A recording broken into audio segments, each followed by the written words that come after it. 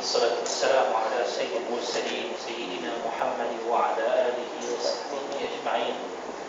سبحانك لا علم لنا إلا ما علمتنا إنك أنت العليم الحكيم ولا حول ولا قوة إلا بالله العلي العظيم. تحية بتحية الإسلام، تحية أهل الجنة، تحية يوم يلقونه السلام.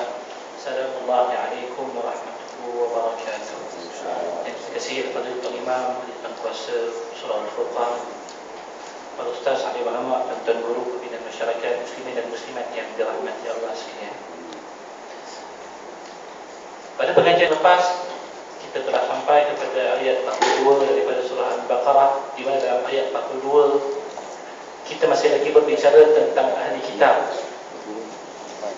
di mana dalam perintah Allah terhadap ahli kitab selepas mereka dituntut untuk beriman kepada Nabi SAW dan apa yang telah diturunkan daripada kebenaran, maka bila berada di hadapan mereka kebenaran, Allah perintahkan janganlah sampai kebenaran itu dicampur adukkan dengan kebatilan yang diada-adakan oleh mereka semata-mata untuk memenuhi keperluan hawa nafsu mereka, ataupun semata-mata kita kata mendapatkan keuntungan tertentu yang difikirkan bersesuaian dengan hawa nafsu mereka.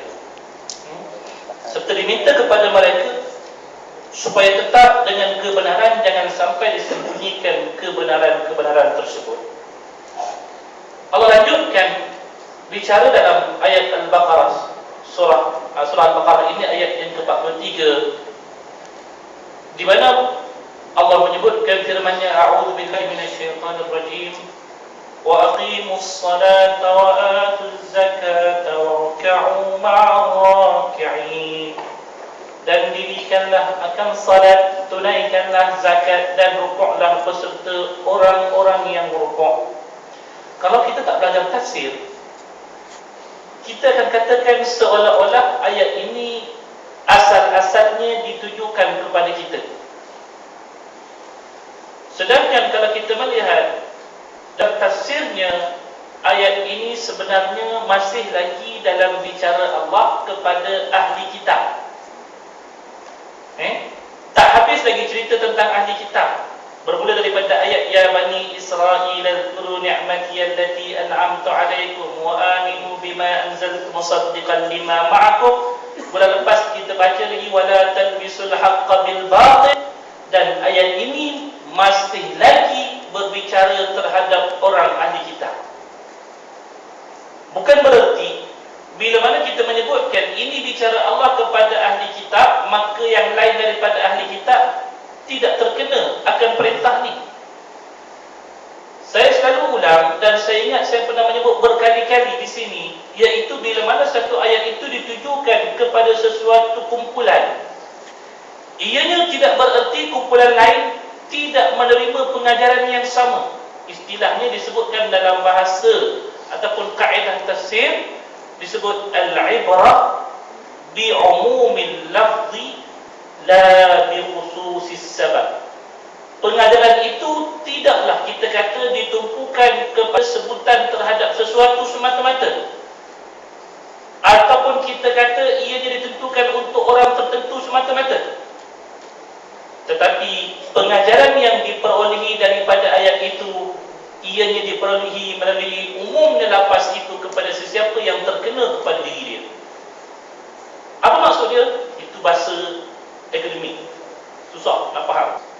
Senang kata, kalau Allah tegur, katalah Allah tegur Bani Israel, jangan buat macam ni, jangan buat macam ni, jangan buat macam ni. Yang sebelum ni kita belajar, berimanlah dengan Nabi, tolonglah terima apa yang telah Allah turunkan. Allah bicarakan pada ahli kitab juga kan, jangan campur adukkan di antara yang hak dengan yang batil, jangan sembunyikan kebenaran. Allah bicarakan kepada Bani Israel juga, ahli kitab.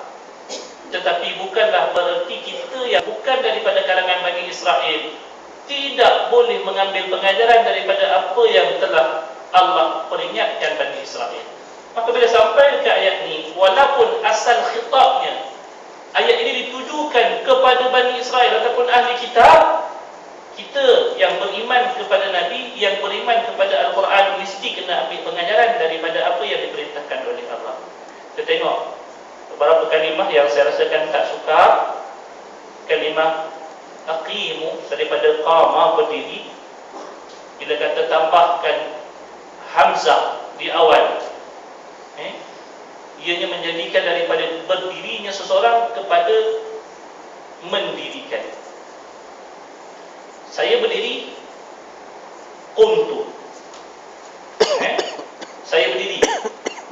Tetapi kalau saya nak mendirikan sesuatu, mana kata bukan saya yang berdiri. Kalau saya duduk pun, saya kata saya duduk, sorry.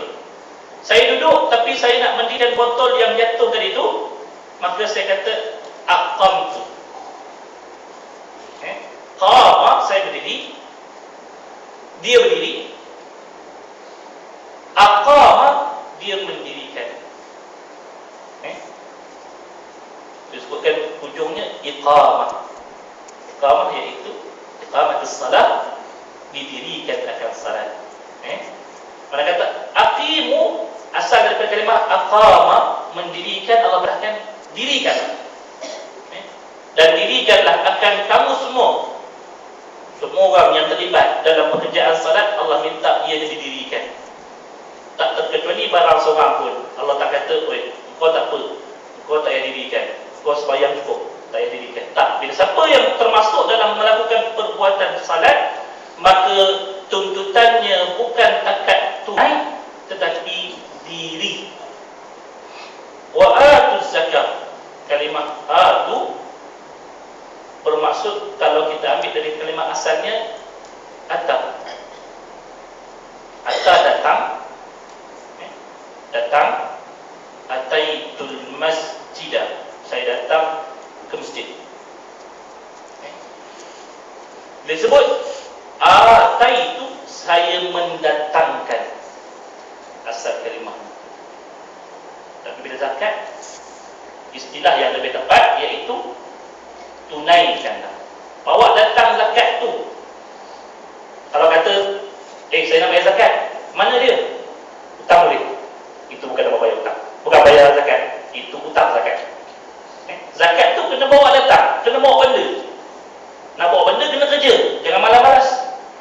Itu orang Islam dia sebut tentang tuntutan zakat, ianya tak dilihat daripada kita kata orang yang menerima. Orang menerima satu pasal, betul, ada 8 asnaf. Tetapi adakah manusia hanya berkisar kepada 8 asnaf? Saya yakin lebih daripada 8 asnaf ini, ataupun lebih ramai orang yang berada di luar lingkungan 8 asnaf. Cuba cek seorang-seorang yang duduk dalam masjid ni. Contoh 8 asnaf tu, ada kalangan orang berhutang. Oh, memang ada lah, tapi bukanlah hutang sampai peringkat tak mampu bayar. Ada kalangan kita kata orang fakir miskin kat sini. Fakir, yang tahap fakir tu kita tahu macam mana, miskin macam mana. Saya yakin lebih ramai dalam rumah Allah Ta'ala ini daripada kalangan orang yang hidupnya keluar daripada taraf kemiskinan. Itu jangkaan saya lah, tambah-tambah yang duduk dekat puncak alam. Orang hebat-hebat tu, Masya Allah.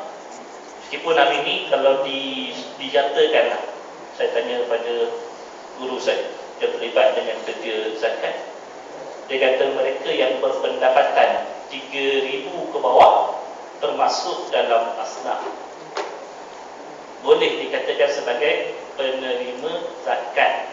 Tapi adalah dia punya ciri-ciri dia. Bawah 3,000 di Kuala Lumpur dikira sebagai had kifayah, had yang melayakkan dia untuk menerima zakat. Tapi tengoklah pula, gaji 3,000, memang gaji 3,000, tapi saham lapor, tak isi juga. Okey, warka'u, kalimah warka'u asal kalimahnya raka'a. Dia kata warka'u, Allah perintahkan kita, dan rukuklah akan kamu semua, ma'a, bersama ar-raki'in, orang-orang yang rukuk.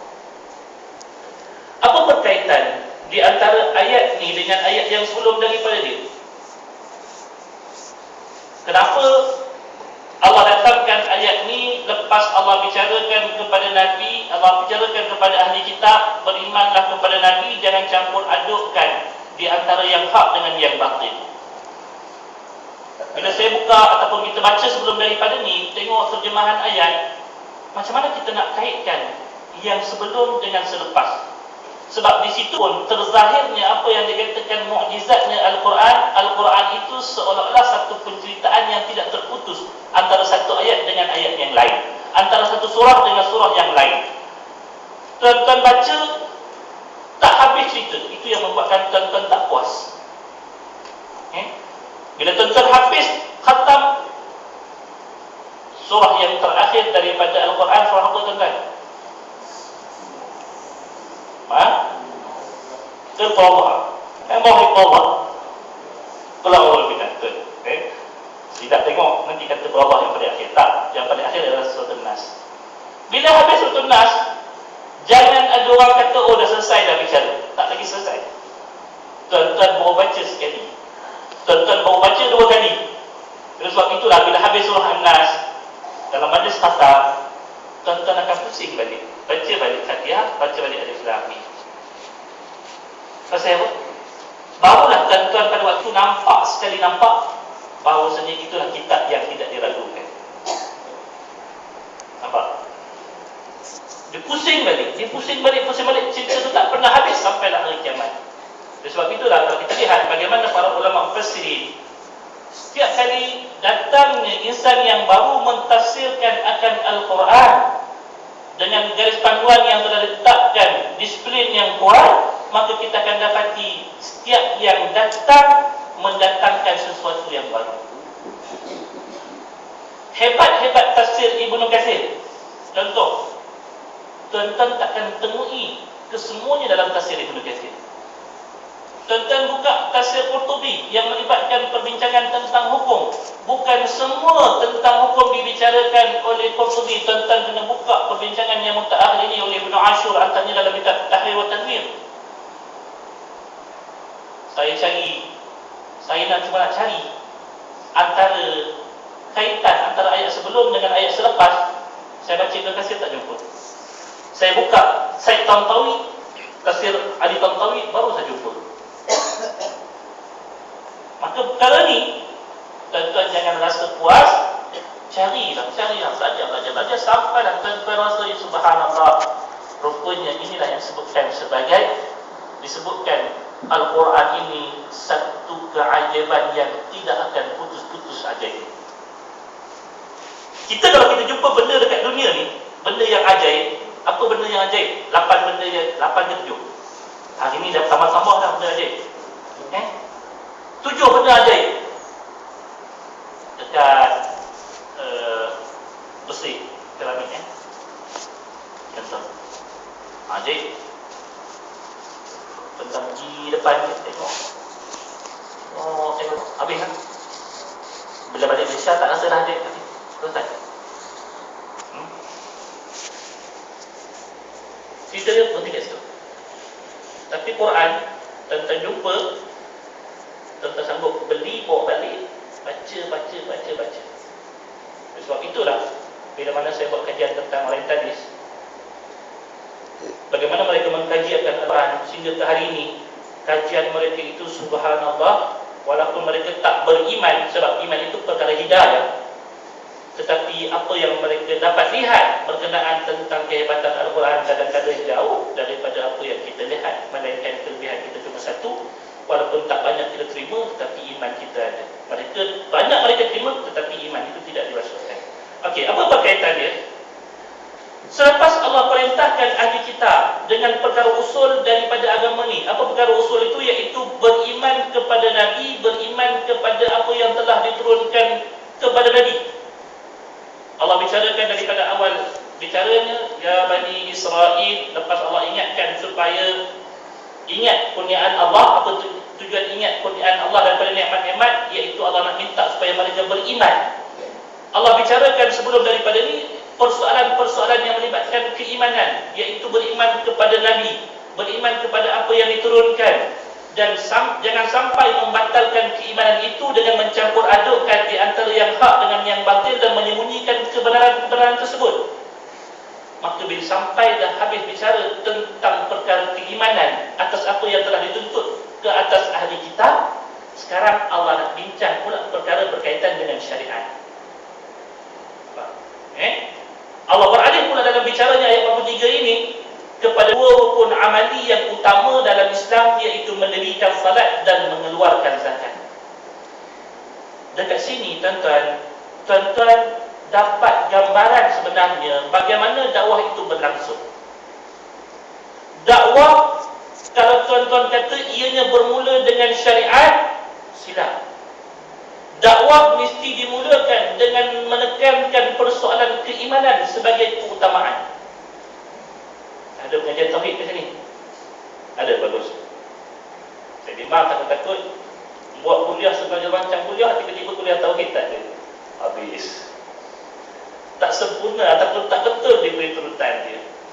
Ketika mana Nabi SAW hantar seorang sahabat dia yang bernama Mu'adz ibn Jabal ke bumi Yaman, apa Nabi pesan? Nabi kata, innaka ta'ti qaumun min ahli kitab. Wahai Mu'adz, kamu akan mendatangi satu kaum daripada ahli kitab.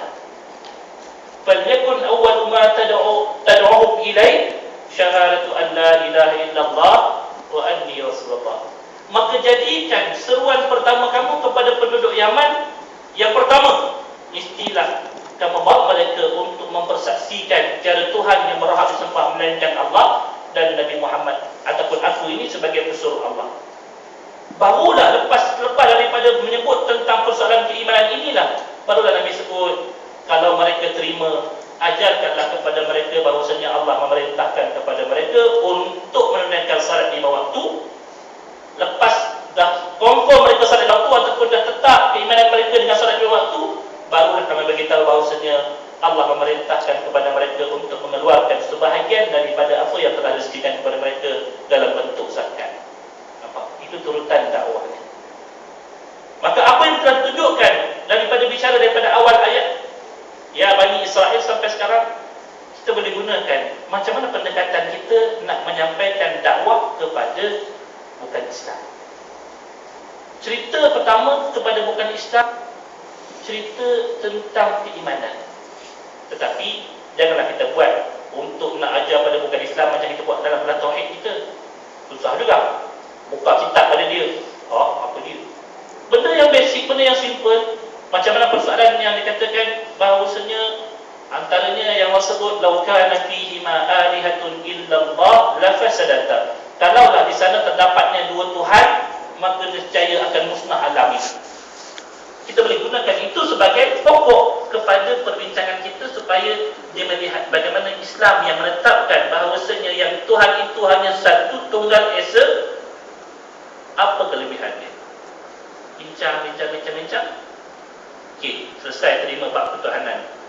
Bincang pula tentang kenabian. Apa pandangan kamu tentang Nabi? Ni tak lama lagi nak sambut Maulid Nabi SAW. Tuan-tuan, apa yang tuan-tuan buat setakat ni dalam usaha kita memperkenalkan lisan yang bernama Muhammad ibni Abdullah sallallahu alaihi wasallam kepada masyarakat umum. Kita dah merdeka ataupun kita telah mencapai kemerdekaan semenjak dari 50 tahun yang lepas, 60 tahun yang lepas, dan bersama-sama dengan kita masyarakat yang bukan Islam. Tetapi kenapa setiap kali sambutan Maulidur Rasul kita tak mampu untuk menyertakan masyarakat yang minoriti daripada kalangan kita ini untuk bersama-sama mengenali insan yang bernama Muhammad sallallahu alaihi wasallam. Sampai sekarang kalau kita buat sambutan Maulidur Rasul, kita tak nampak lagi penyertaan bukan Islam untuk kenal siapa Nabi kita. Dalam keadaan bila mana Nabi kita dihina, kita marah. Sedangkan kita tak pernah memperkenalkan Nabi kita kepada masyarakat bukan Muslim. Tahun ni kita fikir tengok macam mana kita nak ajak bukan Muslim join kita punya Maulid Nabi.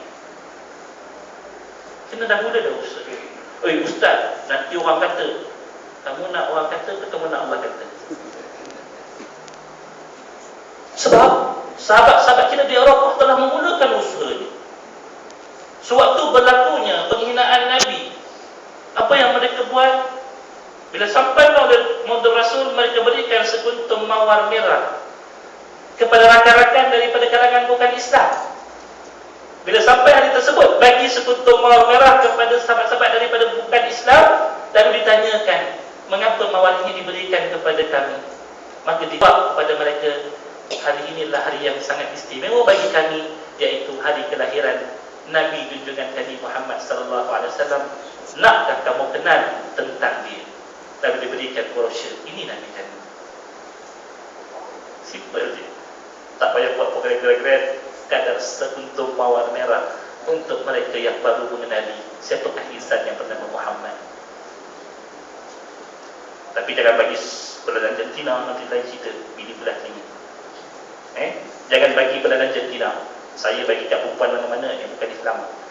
Abang, ini bukan dakwah, ini dakwah nak kahwin baru. Okey. Maka pada ketika inilah ayat 43 Allah datangkan kepada kita dua rukun amali. Yang utama dalam Islam iaitu mendirikan salat dan mengeluarkan zakat. Walaupun Islam itu kita kata lebih besar daripada mengeluarkan zakat ataupun mendirikan salat, tetapi dua rukun utama ini seolah-olah menggambarkan keseluruhan Islam, di mana disebutkan oleh Syekh Ali Tantawi selepas daripada tuntutan mereka beriman kepada Nabi, kepada apa yang diturunkan kepada Nabi SAW, walaupun pada peringkat awalnya mereka telah terbejat dalam diri mereka apa yang dikatakan perkara-perkara iman-iman yang salah sebelum daripada ni, maka Allah perintahkan mereka untuk mengerjakan salat, tunaikan zakat. Bila mereka mengerjakannya, pada waktu itu akan menjadi lembut hati mereka untuk terus beriman, tetap beriman dan memperkukuhkan keimanan bila mereka melaksanakan dua tuntutan ini. Masalahnya orang kita mengaku beriman, mengaku Muslim, tetapi solat tidak, zakat tak payah. Itu bila sampai keterangan-keterangan yang dirasakan berlainan daripada adat-adat yang sebelum daripada ini. Contoh satu ketika dulu, bila mana kita katakan bersanding itu bukan daripada ajaran Islam, bersanding itu bukan daripada suruhan Islam, bahkan kadang-kadang boleh sampai peringkat mempersekutukan Allah dengan segala sesuatu. Ustaz bersanding pada macam tu. Tuan-tuan cuba tengok pantun-pantun yang dikarang waktu persandingan yang dijalankan. Beras kuning tak beras kuning, baling rentih air sebagainya. Tuan-tuan tengok pantun dia macam mana. Benda itulah yang dijadikan sandaran untuk mengikat tali perkahwinan, sedangkan kita tahu benda tidak ada kuasa terhadap sesuatu. Sampaikan Ustaz Azhar terus, bila mana orang tanya pada dia apa hukum merencis beras ataupun menabur beras pada pengantin, maka dia jawab, harus kalau kedua-duanya itu adalah ayam.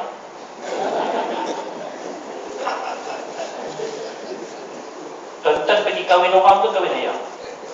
Kalau kahwin ayam tak apa tabur beras, tapi kahwin orang jangan tabur beras. Ustaz, apa kisahnya tabur beras? Tuan-tuan memang faham, setiap yang kita buat tu ada makna dia. Saya buat tak ada makna, itu lagi tak betul. Buang beras, orang lain nak makan ni susah, tuan-tuan membazir beras. Faham?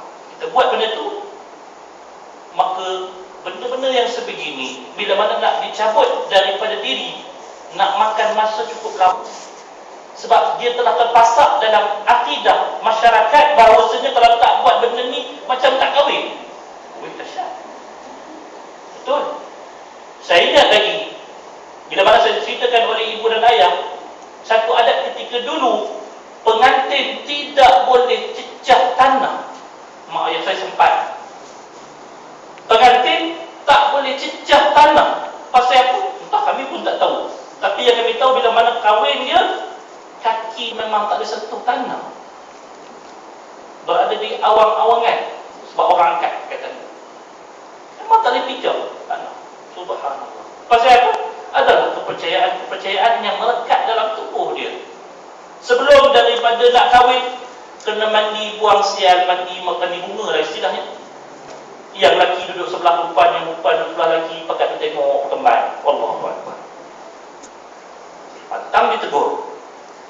Pada ketika itu kita boleh rasakan antara sebabnya keimanan yang dipasak itu tak dituruti dengan amalan-amalan yang melembutkan hati bila datangnya kebenaran sukar untuk diterima. Maka Allah gabungkan daripada keimanan kepada Nabi, Allah gabungkan kalau kamu nak pasakkan keimanan yang telah kamu imani terhadap Nabi, kamu nak pasakkan keyakinan terhadap Al-Quran yang telah diturunkan, kena laksanakan tuntutan terutamanya yang melibatkan dua ibadah yang utama, iaitu salat dan yang kedua zakat. Dan kita harapkan untuk mereka yang diberikan kuasa oleh Allah memerintah akan bumi ini, alladzina immakkannahum fil ard aqamus salat wa atuz zakah, golongan-golongan yang Allah berikan kekuasaan kepada mereka di atas muka bumi ini, kata Allah, mereka itu ialah golongan yang mendirikan akan salat dan menunaikan akan zakat. Tanggungjawab pemerintah untuk memastikan setiap rakyat yang beriman kepada Allah mengerjakan salat. Bukan takat menyediakan ruang untuk salat, tidak, mereka kena pastikan setiap rakyat mereka salat. Itu tanggungjawab pemerintah. Sebab dengarkan daripada firman Allah tadi, Allah kata mereka-mereka yang Allah berikan keupayaan, kuasa untuk berada di atas muka bumi ini, golongan tersebut tak lain tak bukan ialah mereka yang mendirikan akan salat, mengerjakan zakat. Sebab kalau tak tertunai dua perkara ini, kita akan lihat bagaimana iman sedikit demi sedikit dicabut daripada kalangan masyarakat. Kebenaran itu akhir sekali dia akan tertolak. Datang satu kenyataan yang baru, datang satu benda yang baru dalam masyarakat yang bersandarkan kepada nas, maka pada waktu itu hati masyarakat sukar untuk membuang kefahaman yang lama yang tidak disadarkan kepada dia. Maka itulah perkaitannya di antara ayat yang sebelum daripada ini dengan ayat yang sekarang. Maka pada ketika itulah kita melihat Allah memerintahkan mereka mengerjakan salat bersama-sama dengan baginda sallallahu alaihi wasallam serta membangunkannya seperti mana yang telah dituntut ke atas mereka. Sebelum daripada ini Allah minta untuk beriman dengan Nabi. Allah minta untuk beriman dengan apa yang telah diturunkan kepada Nabi, sehingga kan jangan sampai campur adukkan di antara kebenaran yang dibawakan oleh Nabi dengan cerita-cerita karun marut ataupun tahyul yang telah ada dalam kehidupan mereka, apa yang disebutkan sebagai riwayat Israiliyah. Antaranya yang tak diketahui sandarannya, bahkan kadang-kadang bercanggah dengan agama. Allah minta untuk tetap dengan Nabi. Kalau kamu telah tetap hati kamu dengan Nabi, pembuktian tetapnya hati kamu untuk bersama-sama dengan Nabi ialah bila mana kamu berjalan menuju ke tempat salat untuk mendirikan salat bersama-sama dengan Nabi. Nampak? Itu yang pertama. Perintah yang pertama iaitu Allah kata wa aqimus salat, dan dirikanlah salat. Apa yang dikatakan dirikan salat disebutkan oleh Ibnu Katsir, iaitu Allah perintahkan mereka mengerjakan salat bersama-sama dengan baginda sallallahu alaihi wasallam. Kalaulah ahli kitab diminta untuk mengerjakan salat dengan baginda Nabi sallallahu alaihi wasallam, maka selepas Nabi siapa? Zaman kita sekarang ni siapa yang menggantikan Nabi? Imam lah. Sebab Nabi menjadi imam pada masa tersebut, iaitu salat berimam dengan sembahyang seorang-seorang. Okey. Untuk tambahkan keimanan, maka pada waktu itulah tuan-tuan kena datang ke rumah Allah, hadirkan salat berjamaah.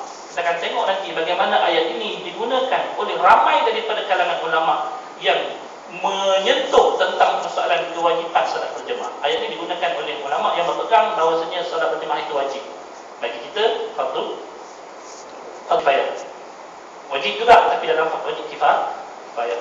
Tapi mereka yang mengatakan bahawasanya sembahyang berjemaah itu wajib, betul-betul wajib, wajib aini, digunakan ayat ini alasannya ialah seperti mana disuruh kepada ahli kitab yang asal-asalnya mereka itu tak beriman, itu pun mereka diminta untuk salat dengan Nabi. Tambah-tambah kita yang telah beriman sekian lama, kalau tak mampu untuk hadir salat berjemaah, apa iman dalam diri kita? Yang kedua, tiga, mereka juga diminta untuk mengeluarkan zakat dengan menyerahkan kepada mereka yang berhak. Lepas dah tunaikan salat, ada tuntutan yang lain terhadap ahli kitab, iaitu Allah minta kepada mereka belum keluarkan zakat. Satu cabaran. Bagaimana dalam Islam proses penambahbaikan ini berterusan. Proses menambah baik kualiti diri sebagai orang yang beriman, seorang yang muslim, ianya berterusan. Kalau semalam kita sembahyang, hari ini kita sembahyang sunat. Kalau semalam kita salat fardu, sembahyang sunat, kita tambah lagi salat-salat sunat yang lain. Semalam salat duha 2 rakaat, hari ini Salat duha 4 rakaat sampailah maksimumnya 12 rakaat. Kualiti itu serta baik, itu Islam. Bukan daripada dulu sampai sekarang benda yang sama juga. Tak. Itu tunjukkan jalannya macam mana daripada salat yang mereka kerjakan pada waktu itu bila mana diminta kepada mereka untuk memberikan sesuatu daripada harta mereka, ianya juga tidak menjadi keberatan kepada mereka.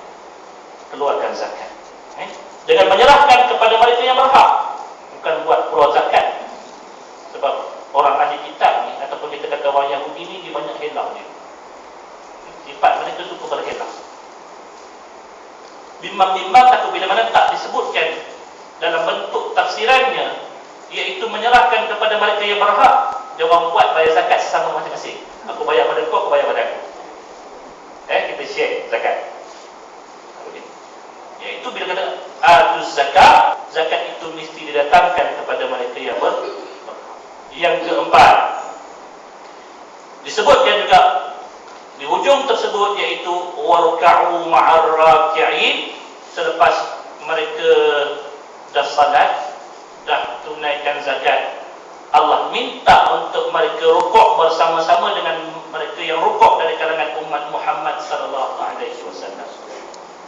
Jangan rukuk seorang-seorang ataupun rukuk dengan orang-orang yang sememangnya berhasrat untuk memusnahkan agama Allah. Antara yang kita boleh lihat, satu ketika pada zaman Nabi sallallahu alaihi wasallam berlaku apa yang disebutkan sebagai peristiwa pembinaan Masjid Dirar oleh orang-orang munafik. Bila Nabi bina Masjid Nabawi yang menghimpunkan persatuan umat dalam satu tempat, pada waktu itu orang munafik yang diketuai oleh Abdullah bin Ubay bin Salul datang iri hati dalam diri dia. Kita tahu apa sebab Abdullah bin Ubay bin Salul ini iri hati, iaitu sebelum daripada kedatangan Nabi, selepas daripada Auf dan juga Khazraj, dua puak yang utama ni, yang kaki gaduh ataupun asal jukun si gaduh, mencapai kata perdamaian sebab berlakunya satu peperangan yang besar di antara keduanya, mengorbankan sekian banyak orang. Maka mereka mencapai kata sepakat untuk bersatu berdamai. Maka dilantiklah Abdullah bin Ubay bin Salul untuk menjadi ketua kepada mereka waktu mereka berada di Madinah.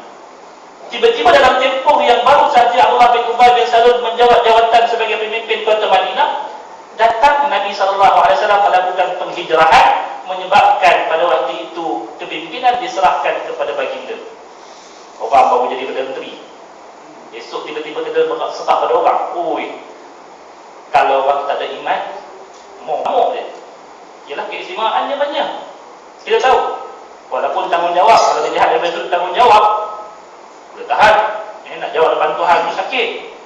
Tapi Abdullah bin Ubay bin Salul pada waktu itu disebabkan oleh rasa dengki ataupun geram pada Nabi SAW, dia berpura-pura beriman dengan Nabi sedangkan tersimpan dalam hatinya kekufuran demi kekufuran, menunggu masa untuk dilunaskan terhadap Nabi. Sehingga bila Nabi bina masjid, dia pun menunjukkan satu tingkah laku munafik yang sebenar, dibina berdekatan dengan Masjid Quba. Sebuah lagi masjid disebutkan namanya dengan nama Masjid Dirar, diajak bersebelahan saja sebenarnya. Masjid Dirar ni kalau tengok sejarah, kami pergi Ma'alim ni kita bawa ziarah di sekitar Madinah.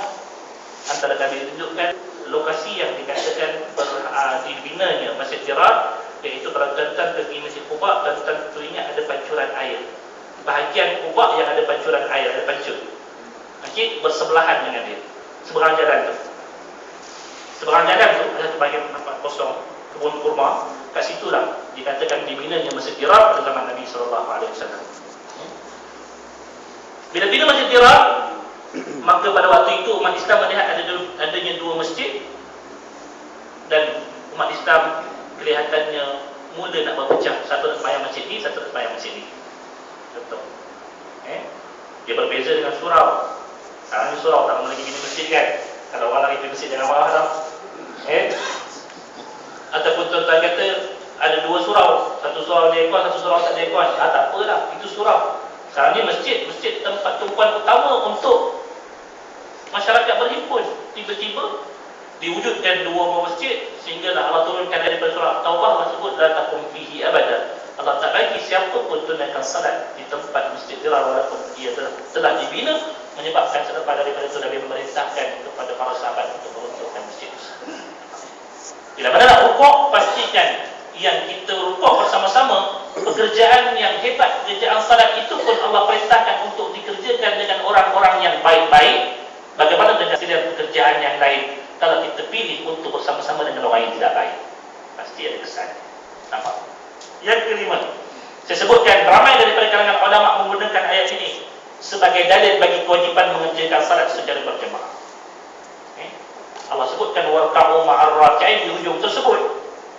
Ia jelas bahawasanya perbuatan rukuk itu ia mestilah dilakukan bersama dengan orang lain. Tidak dilakukan rukuk secara sendirian, melainkan pada perkara-perkara yang sunat. Tetapi pada perkara yang wajib, sebab perintah ini asalnya menyebut tentang perintah untuk salat. Bila perintah untuk salat ianya wajib, dan wajib itu pastilah tertumpu kepada pekerjaan salat yang difardukan, iaitu 5 waktu. Bila kata salat 5 waktu itu difardukan, bagaimana ia dikerjakan? Allah sebutkan di hujung ayat ini, warka'u ma'ar raki'in, jangan rukuk sama-sama sebanyak yang rukuklah bersama dengan orang lain yang rukuk. Nampak jelas? Okey.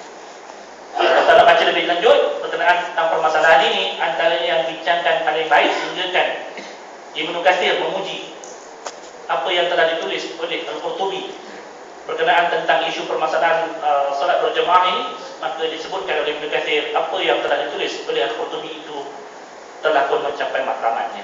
Maka tentang kalau berminat untuk tengok tentang perbincangan ini, tentang boleh buka tafsir Al-Qurtubi. Yang keenam, dalam ayat juga kita dapat melihat bahawa solat dan juga zakat disebut secara bersama. Kenapa? Bukan satu ayat, dalam ayat yang lain juga disebutkan begitu. Allah gabungkan di antara solat dan juga zakat, bagi membuktikan bahawa dalam Islam tidak memadai satu bentuk hubungan semata-mata, iaitu antara makhluk dengan Allah semata-mata. Dalam Islam, hubungan itu terbentuk melalui dua jalan. Yang pertama, mesti ditunaikan, iaitu hubungan dengan Allah itu terjaga, digambarkan melalui pekerjaan salat. Yang dikatakan salat itu silah itu berarti connection. Siapa yang tak salat, maka dia tak ada connection dengan Allah Azza wa Jalla, tak ada hubungan dengan Allah. Dan yang kedua, bila mana kita ada salat, kita juga diminta dalam masa yang sama melaksanakan hubungan sesama makhluk yang disebutkan sebagai silaturahim. Hubungan, kalau tadi salat dengan Allah, sekarang ni silaturahim, hubungan yang dihubungkan dengan rasa kasih sayang. Sebab kalau tak ada kasih sayang, maka takkan terbentuk hubungan. Sebaliknya yang akan terbentuk persekitaran. Dan hubungan sesama makhluk tak terhad sesama manusia, bahkan dengan alam, bahkan dengan tumbuhan, bahkan dengan batu, bahkan dengan segala-galanya. Kita wujudkan rasa kasih sayang. Tengok satu benda, tengok dengan kasih sayang. Tengok orang buat maksiat, jangan tengok dengan benci, tetapi tengoklah dengan kasih sayang. Tengok kasih sayang macam mana? Jangan dimarah akan diri yang melakukan maksiat, tetapi marahlah dengan perlakuan maksiat yang dilakukan. Itu kasih sayang. Ini tengok pantang, tengok orang buat jahat, inilah peluang aku untuk tunjuk aku ni lagi baik. Tak boleh. Tengok orang buat maksiat, tengok dengan pandangan kasih sayang. Kesian dengan kita. Kenapa Yalah, kalau kau boleh hentikan perbuatan ni, insyaAllah peluang untuk masuk syurga lagi jelas, insyaAllah. So, hentilah dia. Tapi kalau kita tunjukkan hubungan dengan makhluk bukan didasarkan atas kasih sayang, atas benci-membenci, sengketa dan sebagainya, maka pastilah pada waktu itu apa yang kita harapkan daripada hubungan sesama makhluk itu takkan terlaksana. Pantang tengok bunga yang cantik, dikepok, dipatahnya, berbalik rumah. Akhirnya bunga tersebut akan layu. Berbanding kalau dibiarkan di jalan, walaupun dia akan layu, tetapi dia akan layu seperti mana fitrah. Berbanding kalau kita patah atau pasat semata-mata untuk memenuhi keperluan kita, sedangkan orang lain patut berkongsi nikmat yang sama. Yang ketujuh, ayat ini juga memberikan gambaran umum ibadah, bahawa di sana terdapat ibadah badaniyah dan terdapat juga ibadah maliyah. Ibadah dalam Islam antara cabangnya kita boleh sebutkan sebagai 3. Yang pertama ibadah qalbiyah, yang kedua ibadah badaniyah, yang ketiga ibadah maliyah. Kalau awal-awal bicara ayat-ayat sebelum persoalan keimanan, maka pada waktu itu yang dilaksanakan oleh orang-orang yang beriman ialah ibadah qalbiyah ataupun ibadah dalam hati kita. Aku beriman, aku beriman, aku beriman. Tetapi tak cukup ibadah dengan hati, Allah minta juga kita laksanakan ibadah badaniyah, iaitu kita bangun dengan tubuh anggota kita melaksanakan tuntutan ibadah, mengerjakan salat, puasa. Puasa menghimpunkan dua, qalbiyah dan juga badaniyah. Sebab orang puasa selain daripada dia tahan lapar, dalam masa yang sama dia menjaga amanah, kesabaran dan sebagainya. Salat juga begitu, tetapi lebih dilihat dalam bentuk pergerakan. Puasa tak ada pergerakan, melainkan tahan diri semata-mata. Maka jenis yang ketiga dalam Islam juga ada yang disebutkan sebagai ibadah maliyah, dengan harta. Sehingga kan ada sebahagiannya menyebutkan ibadah dengan harta ini adalah merupakan ibadah yang terbesar daripada sekalian ibadah yang lain. Apa maksud dia? Yang lain, tuan-tuan hanya menggunakan tahap diri. Tetapi yang disebutkan dengan ibadah maliyah ini, tuan-tuan gunakan sesuatu yang luar daripada diri untuk dilaksanakan. Bukan dari sudut kata ikhlas, tak ikhlas. Bukan dari sudut kita kata benda tersebut tak. Tapi daripada sudut kesanggupan untuk melaksanakan sesuatu dengan benda. Tuan-tuan, kalau tuan-tuan bagi apa yang tuan-tuan sememangnya ada, asal-asalnya ada, tak terasa sangat berbanding dengan tuan-tuan bagi daripada sesuatu yang tuan-tuan dapat kemudian pun tuan masa bagi. Itu bila sampai tahap nak bayar zakat pendapatan. Tuan-tuan bayar zakat fitrah, okey. Betul tak? RM7, RM8. Tapi bila sampai kata nak bayar zakat pendapatan, banyak orang yang lihat. Sebab dia kata, aku penat-penat saja, tiba-tiba duit yang aku penat-penat saja kena bagi pada orang. Kat situlah, kalau siapa yang mampu untuk tunaikan zakat pada kadarnya, maka sesungguhnya mereka telah melewati satu batasan dalam batasan-batasan keimanan, iaitu dia sanggup untuk berkorban harta dia.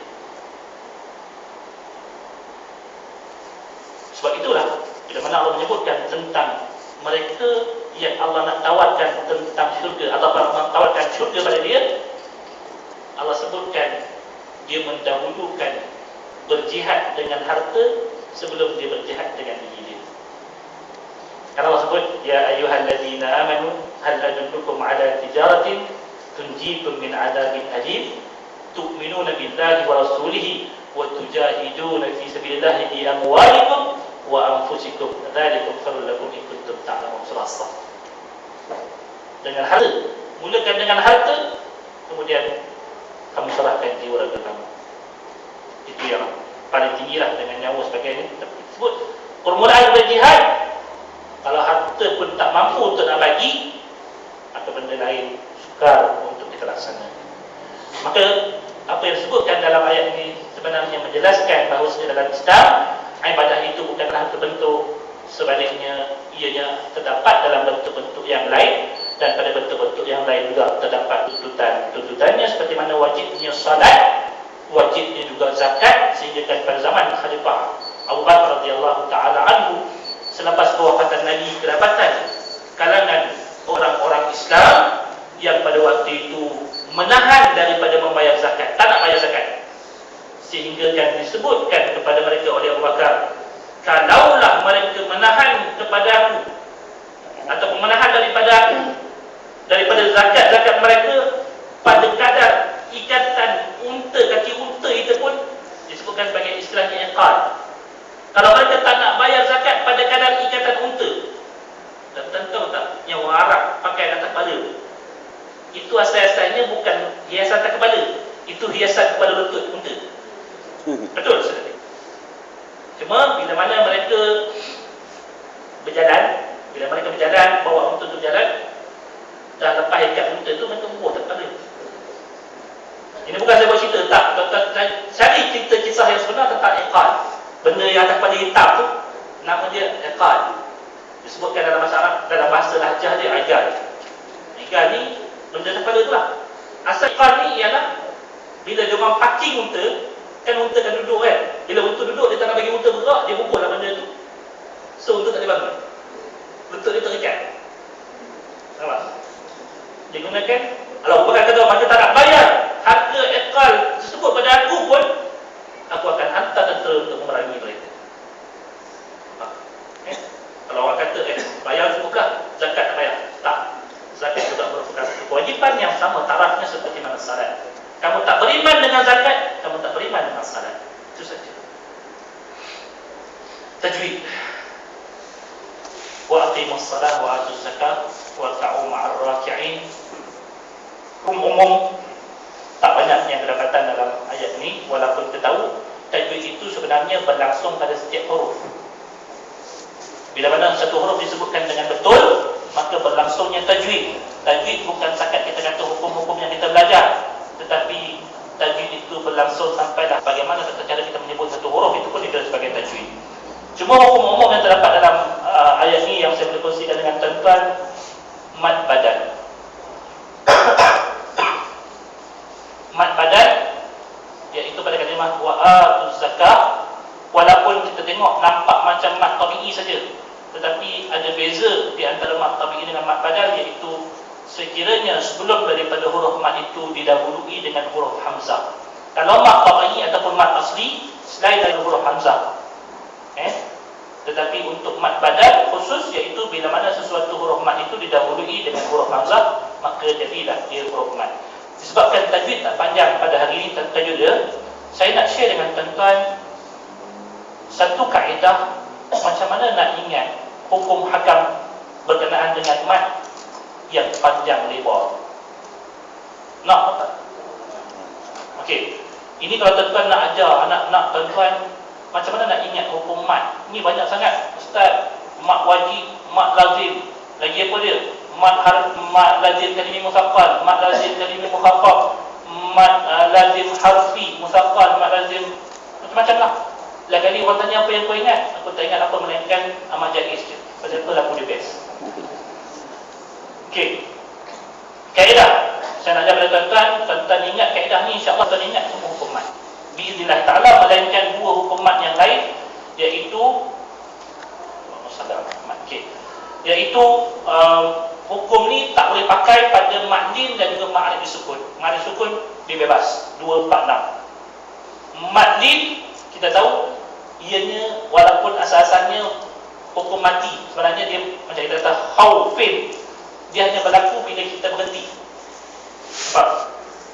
Kalau tak berhenti, dia akan jadi macam sukun biasa. Tapi kalau kita berhenti, jadi khauf.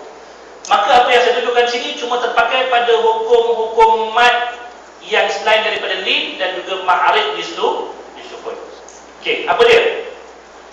Sekiranya huruf mad alif, waw dan ya. Nampak kan?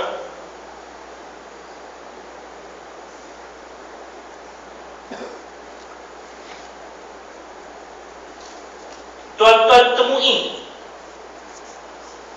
tanpa ada sebarang tanda padanya, maka bacalah dengan dua harakat.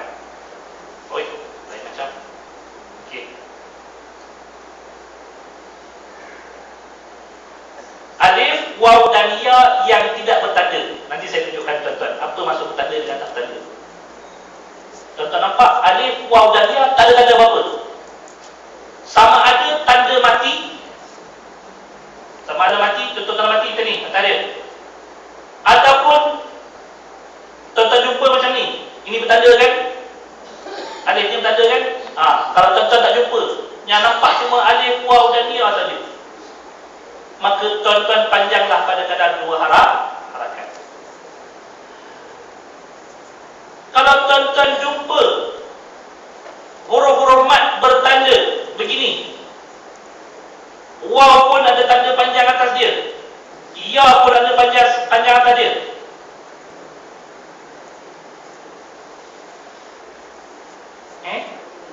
alif, waw dan ya bertanda macam tanda alif. Ini sebab saya dalam komputer tak ada waw macam tu. Dan kalau kita jumpa alif atasnya bertanda, waw atasnya bertanda, ya atasnya bertanda, diikuti dengan huruf hamzah, maka tuan-tuan bacalah sebarang kalimah yang berada pada tempat-tempat yang begini dengan 4 harakat.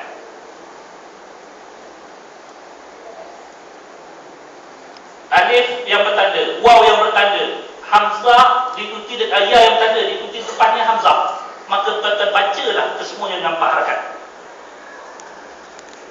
Okey.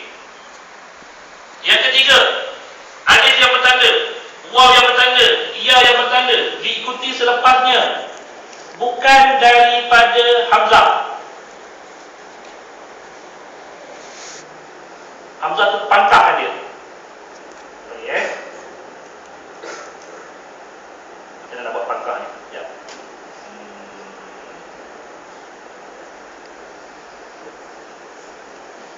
Pangkahkan hamzah.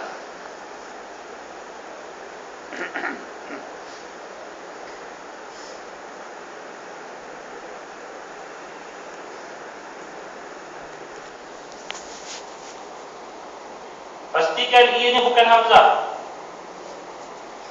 Apa-apalah yang lain daripada hamzah, bayangkan apa dia? Ha ke, lam ke, apa ke, maka jawapannya tuan-tuan bacalah dengan 6 harakat.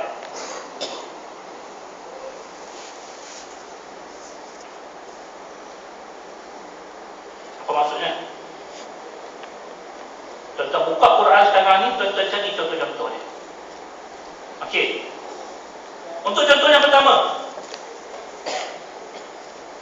kita ambil contoh kata firman Allah, Iza jaa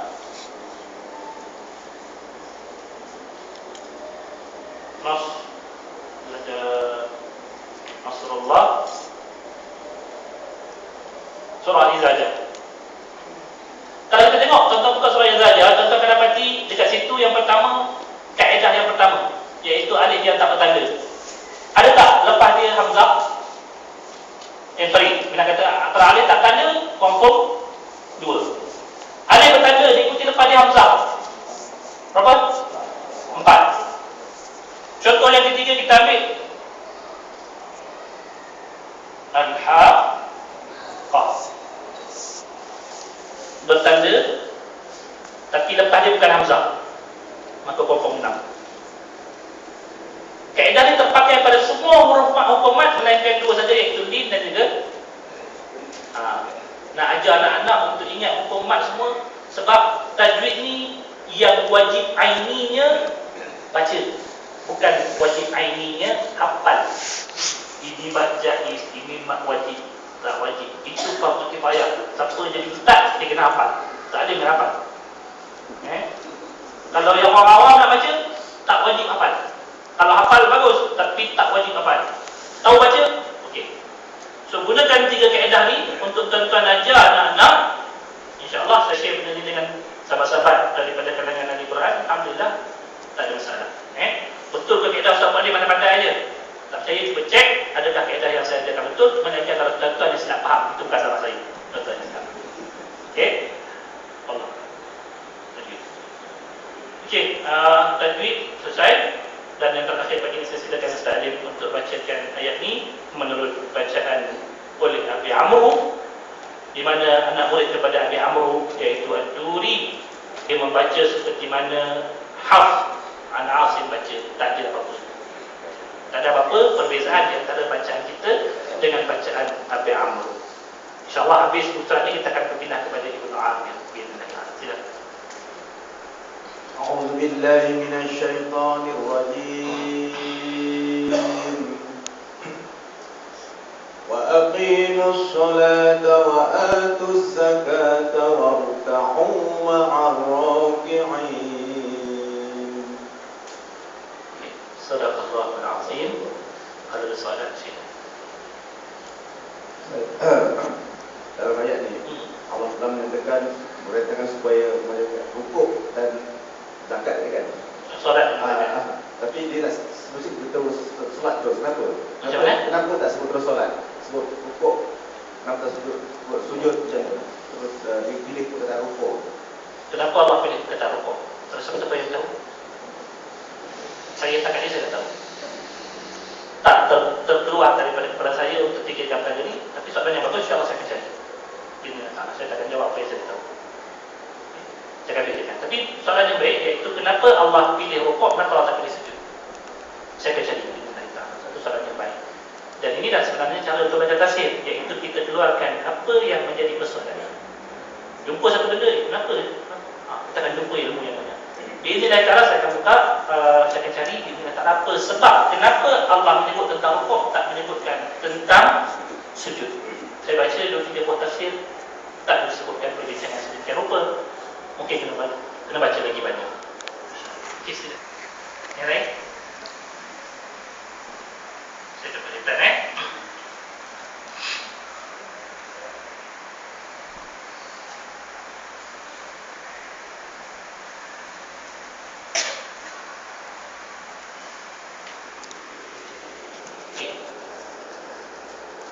Saya ada jawapan untuk fikiran saya, tetapi tafsir ini kita boleh sebutkan ianya tidak boleh ditafsirkan dengan akal fikiran. Tafsir dia mesti kena ada disiplin dia. Jawapan tu datang pada saya sekarang, tapi mudah-mudahan apa yang terfikir di kepala otak saya ini, saya kena semak dulu dengan guru-guru saya, adakah telah datang kalimah-kalimah ataupun makna daripada orang-orang yang terdahulu, apa yang telah ditafsirkan dengan ayat ini. Sebab pada pandangan saya dan tuan-tuan jangan ambil, sebab pandangan saya ini belum tentu betul, iaitu bicara ini kepada ahli kitab. Bila bicara kepada ahli kitab, ianya orang yang baru masuk Islam. Bila orang baru masuk Islam, Tuhan takkan menyebut benda yang lebih berat daripada perkara, melainkan ianya didatangkan pada peringkat-peringkatnya. Antara rukuk dengan sujud, mana yang lagi berat? Saya melihat sujud lagi berat perbuatannya, lebih tinggi kedudukannya, maka Allah dahulukan untuk orang-orang yang baru masuk Islam pada perkara yang dilihat lebih ringan untuk mereka. Walaupun dalam peringkat tersebut ada yang akan datang sujud, tapi rukuk itu lebih ringan daripada sujud, maka bagi orang yang baru masuk Islam, sesuai bahasa rukuk, dibahasakan kepada mereka supaya tidak dirasakan pekerjaan asal itu berat. Itu pandangan saya. Jangan ambil. Saya akan semak jawapan saya ini insya-Allah dengan guru saya, adakah betul atau tidak. Okey. Tapi soalan yang baik. Lain apa yang saya boleh kongsikan dengan tuan-tuan? Faham ke tak? Saya rasa cukup untuk hari ini. Mudah-mudahan apa yang tuan-tuan berikan kepada saya daripada ilmu, saya seronok begini. Sebab bagi saya juga belajar dan juga tuan-tuan juga belajar. Jazakallah khairan jazak. Terima kasih banyak kepada tuan-tuan yang sudi untuk bersama-sama dalam kelas pagi ini. Mudah-mudahan Allah tambahkan keberkatan dalam hidup kita. Bismillahirrahmanirrahim.